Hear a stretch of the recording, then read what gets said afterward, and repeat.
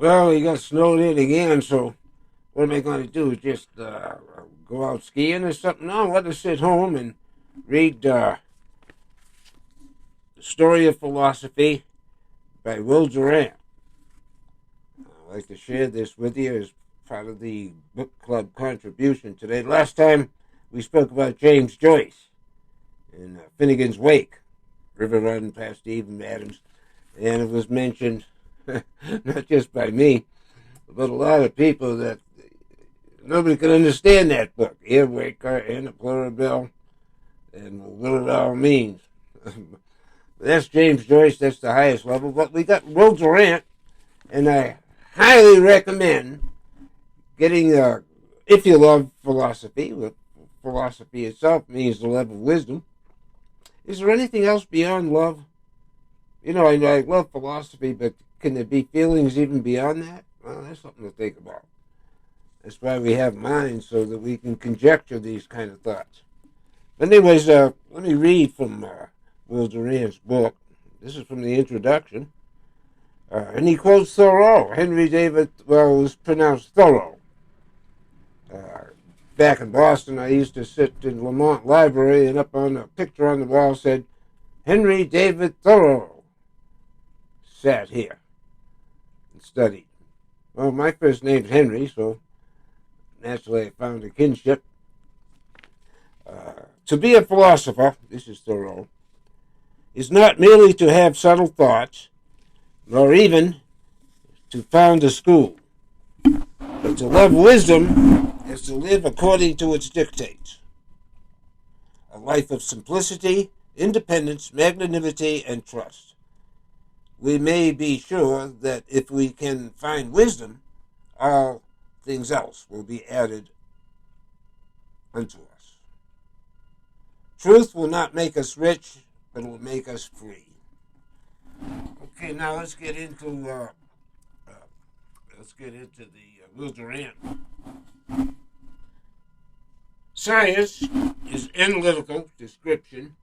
Philosophy is synthetic interpretation. Now that's a mouthful. Science is analytical description.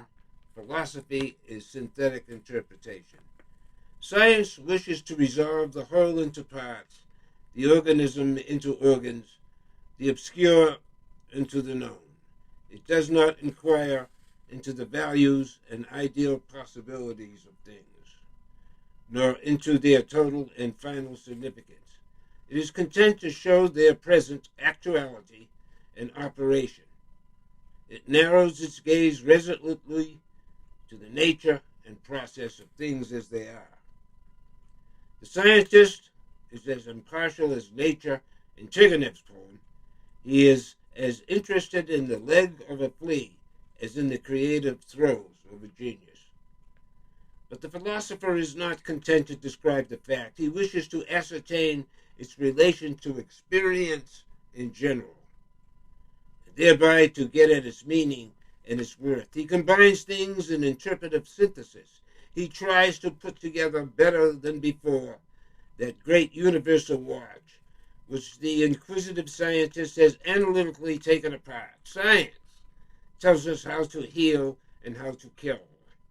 It reduces the death rate in retail and then kills us wholesale and more. But only wisdom, desire coordinated in the light of all experience, can tell us when to heal and when to kill. To observe processes and to construct means is science. To criticize and coordinate ends is philosophy. And because in these days our means and instruments have multiplied beyond our interpretation and synthesis of ideals and ends, our life is full of sound and fury, of course that's Shakespeare, signifying nothing. That was the statement in Macbeth. For a fact is nothing except in relation to desire. It is not complete except in relation to a purpose and a whole. Science without philosophy, facts without perspective and valuation, cannot save us from havoc and despair. Science gives us knowledge, but only philosophy can give us wisdom. Now, take that to the bank of the Spirit.